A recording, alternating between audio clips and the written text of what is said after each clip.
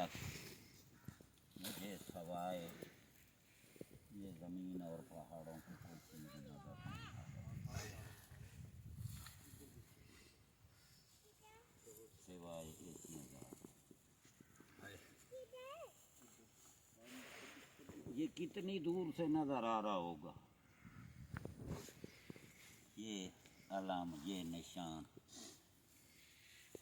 اگر ہماری یہ پہچان نہ ہوتا تو علی کے مزار پہ یہ علم کیوں ہوتا؟ واہ بھائی واہ۔ یہ جو آپ لوگوں نے غازی کا علم لگا رکھا ہے،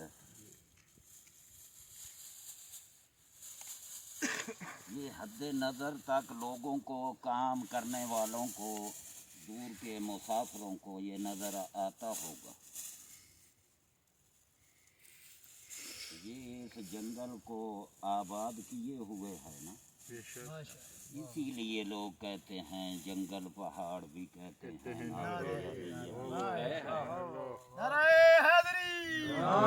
مشکل میری حل کرو مشکل کشا یا علی۔ یہ ہم پڑھتے ہیں ناد علی، جب ناد علی بدن میں آئے گا تو عباس ہوگا۔ سبحان اللہ سبحان اللہ سبحان اللہ۔ ہم پڑھتے ہیں قرآن، یہ جو سامت قرآن ہے، یہ سامت ہے ہی اسی وجہ سے ہمارے پڑھنے کے لیے۔ اس کو ہم گود میں رکھ سکتے ہیں، معصوم کو ہم چھو بھی نہیں سکتے۔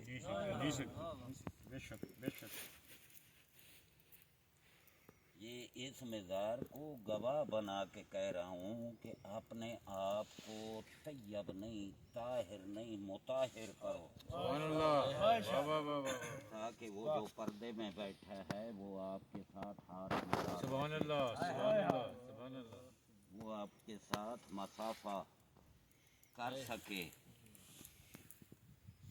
بابا جی اکثر مجالس میں سندھی مانو، اکثر مجالس میں کچھ لوگ ضرورت سے زیادہ عقیدت مند ہوتے ہیں، وہ قدموں پہ، گھٹنوں پہ، ہاتھوں پہ بوسے دیتے ہیں۔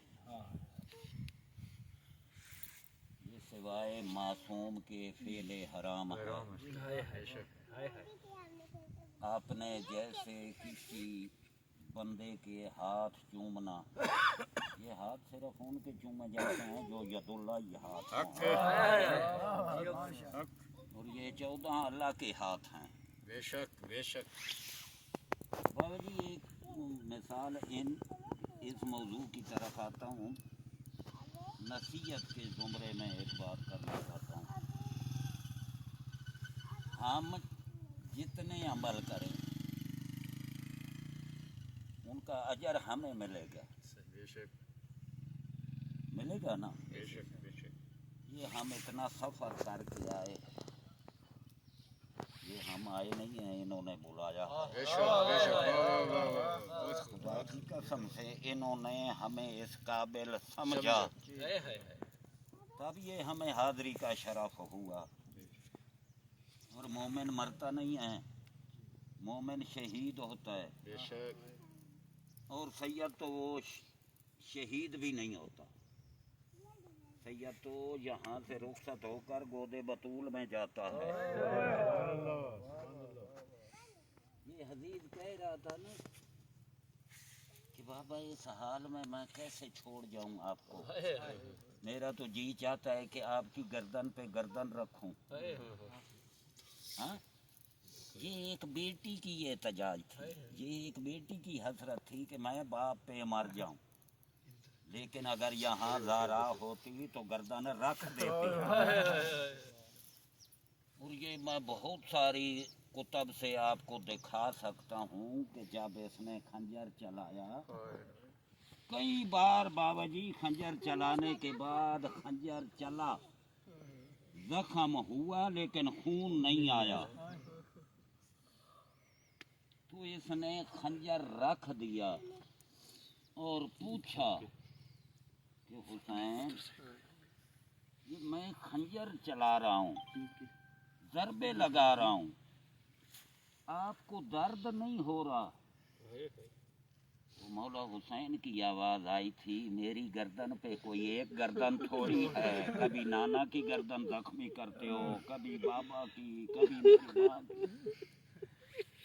یہ 5 گردنیں بیک وقت ایک وقت میں ذبح ہو رہی ہیں، میری گردن تو نیچے ہے، پہلے میری ماں کی گردن ہے۔ جتنا جتنا رشتہ قرب کا قریب ہوتا ہے نا، باپ سے زیادہ ماں پیار کرتی ہے، پہلے میری ماں کی گردن کو آپ ذبح کرتے ہو، بعد میں میرے بابا کی، بعد میں میرے نانا کی، اس کے بعد بھائی حسن کی، آخر پہ میری گردن ہے۔ 4 گردنیں میری گردن کے اوپر رکھی ہوئی، اور 13 قاتل جو بابا واپس گئے ہیں نا، 13 قاتل تیرے مولا کے واپس گئے، وہ کیوں گئے تھے؟ اسی وجہ سے گئے تھے کہ جب مارنے کے لیے آتے تھے نا تو حسین ایک نظر نہیں آتا تھا، 5 نظر آتے تھے۔ محمد کی گود تھی، علی کی گود تھی، حسن ساتھ تھا، بطول ساتھ تھی، جب دیکھتے تھے نا کہ حسین کے پاس 5 ہستیاں موجود ہیں تو واپس چلے جاتے تھے۔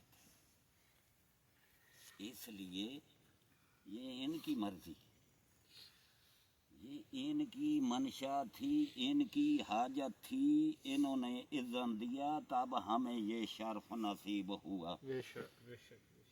اور یہ کاظمی سادات ہیں، یہ موسوی سادات ہیں۔ دیکھا کل لوگ جو ہے تو جیسے جنازہ اٹھا رہے تھے، بابا جی جب لوگ جنازے کو کندھا دے رہے تھے نا تو میں کہہ رہا تھا بڑے خوش نصیب ہو، تمہارے بڑے نصیب لکی ہیں، تم بڑے عجیب انسان ہو، آج رسول کے بیٹے کو کندھا دے رہے ہو، کل تو اس کا جنازہ مزدوروں نے اٹھایا تھا۔ یہ بات صبح ہو رہی تھی اور یہ آپ کے نالج میں دینا ضروری ہے تاکہ آپ کو سمجھ آ جائے کہ یہ ہمیں روحانی طور پہ گائیڈ کیسے کرتے ہیں۔ مولا امام موسیٰ کاظم علیہ السلام جس وقت زندان میں تھے تو ایک ان کا صحابی ہے یا بن معلیٰ اس کا نام ہے، کیونکہ اس حدیث میں یہ میں آپ کو حدیث غضنفر توسوی کی زبانی سینڈ بھی کر دوں گا تمام کو واٹس ایپ پہ، بلکہ میری فیس بک آئی ڈی دیکھ لینا، اس پہ یہ شعر بھی ہوئی ہے۔ تو اس یا بن معلیٰ نے امام موسیٰ کاظم علیہ السلام کی باوجی ملاقات کی بغداد کے زندان میں، اور سوال یہ پوچھا کہ مولا یہ جو ہمارے مخالف ہیں نا، جو آپ کو امام نہیں مانتے، وہ ہمیں تانے دیتے ہیں کہ تمہارا امام تمہاری کیا مدد کر سکتا ہے، جو خود قید خانہ میں، وہ تمہاری کیا دعائیں سن سکے گا جو خود قید کی اذیتیں سہ رہا ہے۔ مولا ان کو ہم جب بحث کرتے ہیں، سوال و جواب ہوتے ہیں تو وہ ہمیں لاجواب کر دیتے ہیں۔ مولا کیا کوئی ایسا سلسلہ ہے کہ جس سے ہم ان کو آپ کی عظمت بتا سکیں؟ مولا نے کہا کہ یبنا مولا، وہ یہی کہتے ہیں نا کہ آپ کا امام قید میں ہے، تو جہاں مولا نے قسم اٹھائی کہ مجھے قسم ہے اس خالق حقیقی کی جس کے قبضہ قدرت میں موسیٰ کاظم کی جان ہے، میں اتنا پابند نہیں جتنا پابند آپ کے وجود میں آپ کا دل ہے۔ اب دل ہمارے جسم کے پنجرے میں پابند ہے نا، مولا نے کہا کہ میں آپ کو ایسے سمجھاؤں کہ آپ کو پھر یہ احتجاج ہی نہ رہے کہ ہمارا امام ہماری مدد کیسے کر سکتا ہے. جی مولا فرمائیے.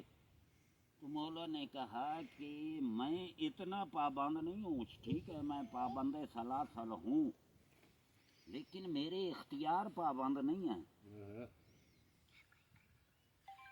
تمہارا دل تمہارے وجود کے پنجرے میں پابند ہے نا؟ جی مولا ہے. مولا نے فرمایا کہ جس وقت آپ کے پاؤں کو چیونٹی کاٹتی ہے تو آپ کے دل کو پتہ چل جاتا ہے یا نہیں چلتا؟ مولا چل جاتا ہے. پھر آپ کیا کرتے ہو؟ مولا ہاتھ سے چیونٹی کو ہٹا دیتے ہیں. ہاتھ کو حکم کون دیتا ہے؟ مولا دل دیتا ہے. تو مولا نے فرمایا جیسے آپ کا یہ ڈھانچہ اس دھرتی کا بادشاہ دل ہے نا، اسی دل کو کائنات میں امام کہتے ہیں. سبحان اللہ. اب میری دھرتی، یہ جو میرے وجود کی دھرتی ہے، اس کا بادشاہ دل ہے، اور دل کو کسی اعضاء کے یہ دل کہہ رہا ہے تب میری زبان حرکت کر رہی ہے.